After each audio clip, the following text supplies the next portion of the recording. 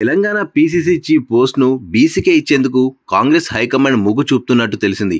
రాష్ట్ర పార్టీకి ఈ విషయాన్ని స్పష్టం చేసినట్టు గాంధీభవన్లో చర్చ జరుగుతున్నది. సీఎం రేవంత్ రెడ్డి కూడా ఇందుకు సానుకూలంగా ఉన్నట్టు తెలుస్తున్నది. రాష్ట్రంలోని బీసీ సామాజిక వర్గానికి చెందిన నేతల వివరాలను ఢిల్లీకి పంపించాలని పీసీసీకి హైకమాండ్ ఆదేశించినట్టు పార్టీకి చెందిన ఓ నేత తెలిపారు.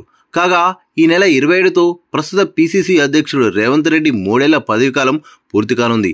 దీంతో స్థానిక సంస్థల ఎన్నికల కంటే ముందే కొత్త పీసీసీ అధ్యక్షుడిని నియమించేలా పార్టీ కసరత్తు చేస్తున్నది.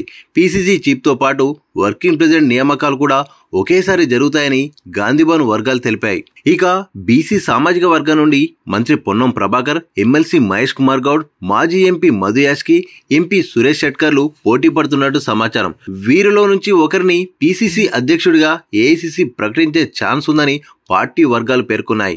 అయితే పీసీసీ ప్రెసిడెంట్ తనకే ఇవ్వాలని మాజీ ఎమ్మెల్యే, వర్కింగ్ ప్రెసిడెంట్ జగ్గారెడ్డి గట్టి ప్రయత్నాలు చేస్తున్నారు.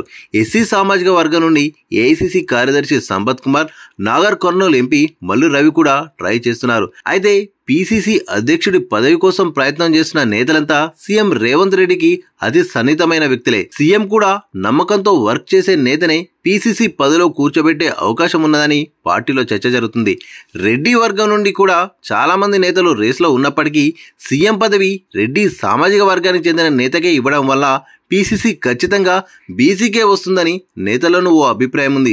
దీంతో ఆ సామాజిక వర్గానికి చెందిన నేతలు ఆశాభావంతో ఉన్నారు.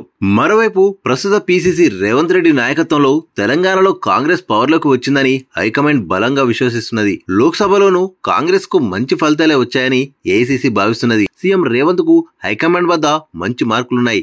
అసెంబ్లీ, లోక్సభ ఎన్నికల్లో జనాల మద్దతు పొందడంలో రేవంత్ క్రియాశీలక పాత్ర పోషించారని ఏఐసీసీ నమ్ముతున్నది.